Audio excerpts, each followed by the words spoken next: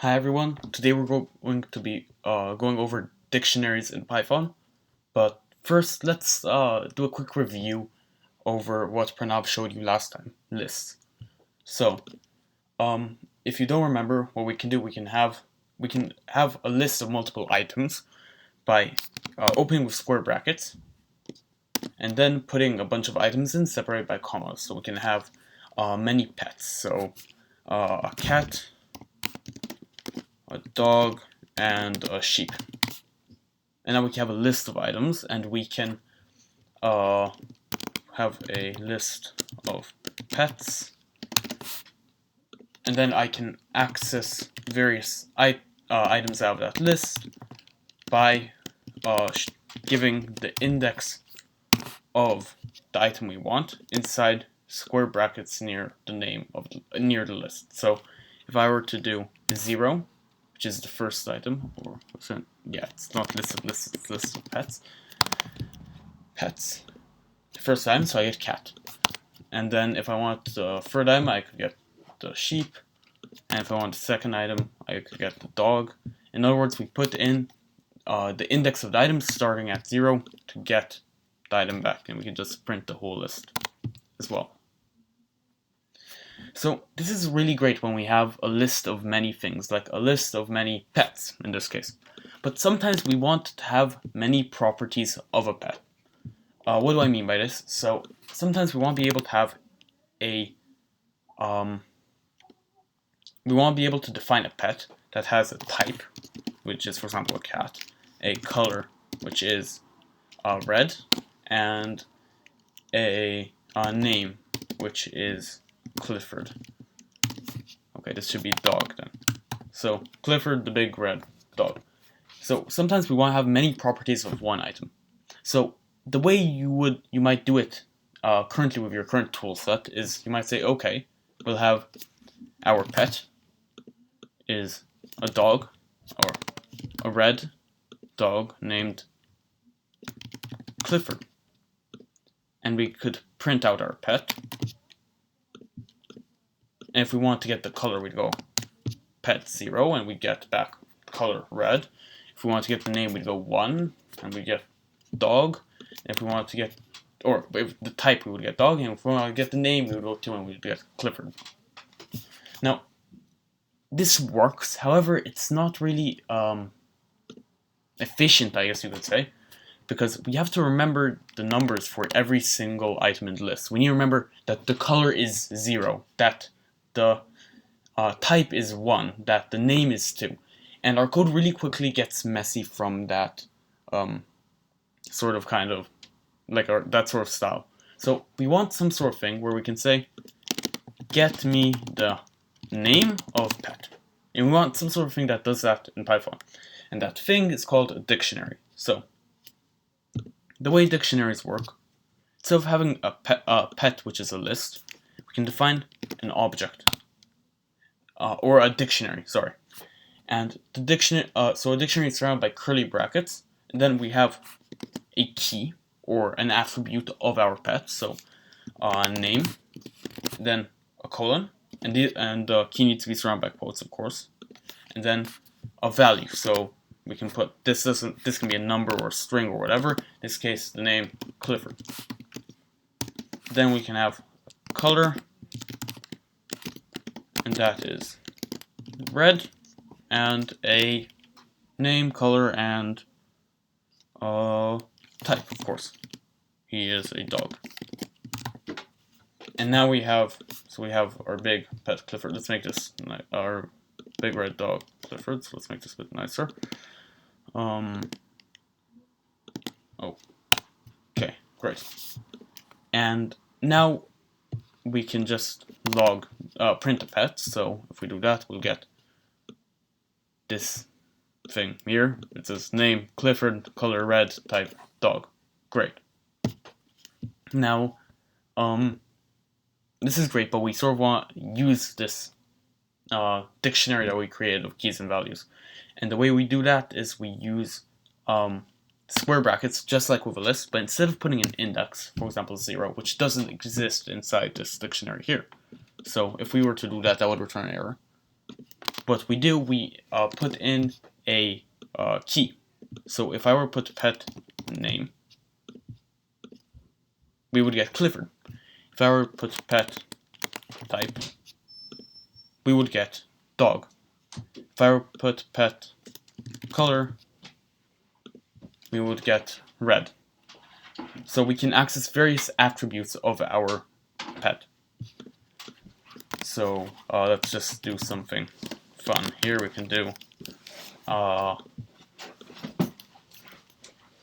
do, for example, pet name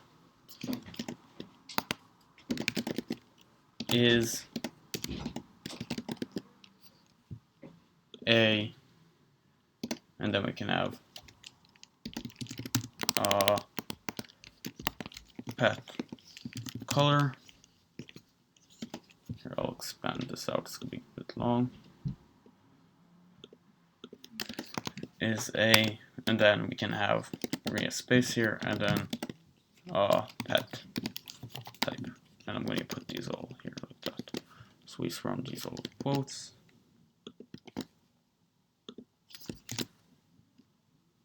And then we would have here, if I were to run that, we would get Clifford is a red dog. Great. So this is nice because now we no longer need to remember, okay, name is 0, color is 1, or type is 2. We just remember, okay, we just go pet name and we'll get back to name, pet color and we get back a color, pet type and we get back to type. So next thing we want to do, see, this is really nice. We can represent one pet, but sometimes we want to represent multiple pets with multiple properties. We want to have something that's nesting. So we might want to have one pet, which is a dog, red, and it's named Clifford. And then another pet, which is a cat, which is blue or orange, and is named Garfield. I don't know if that's how you spell it, probably not, but we might want to have a cat who's orange and is whose name is Garfield. So of course we could do that by, so let's call this, instead of pet, let's call this Clifford. And we'll have Garfield is a, let's go copy and paste that. Garfield is a name Garfield, orange cat. Great. And now we can go pet name, or wait, no, wait, great. Yeah, okay.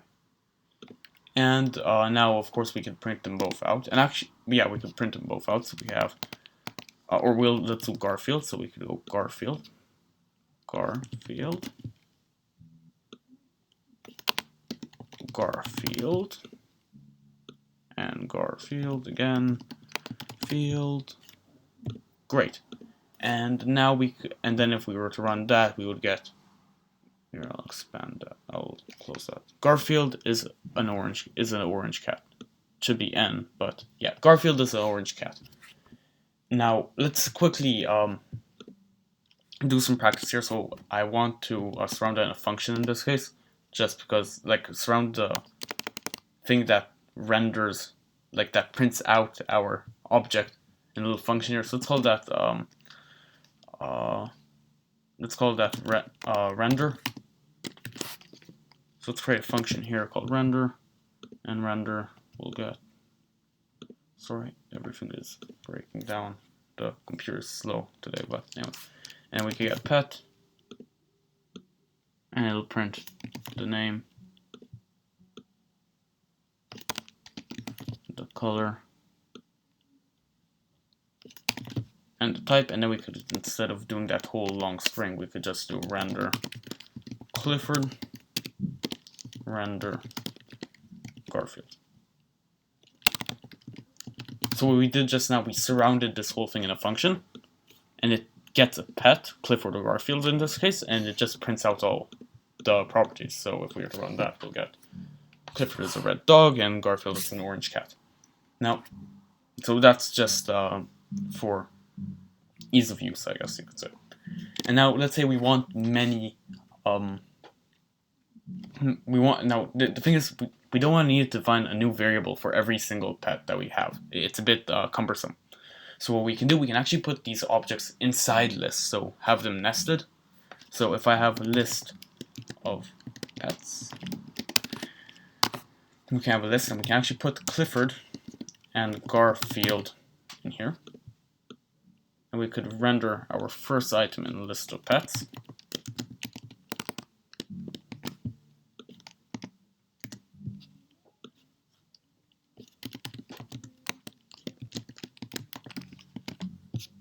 Oh, and so we can render all the items in the list of pets, so like that. And we could even put this in loop, so we could go for I in, let's do this in a way that you guys should be able to understand, range, then the length of the list of pets. We can render list of pets and then the I here. Now we should be able to get, so we're just doing this to make our code make sense more, and then we'll get Clifford is a red dog, Garfield is an orange cat. We can add more items here, so we don't necessarily have to put the items in a variable before we put them in the list. We can just go here.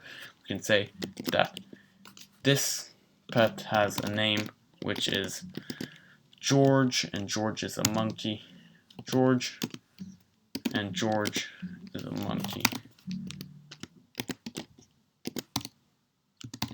Monkey, and he is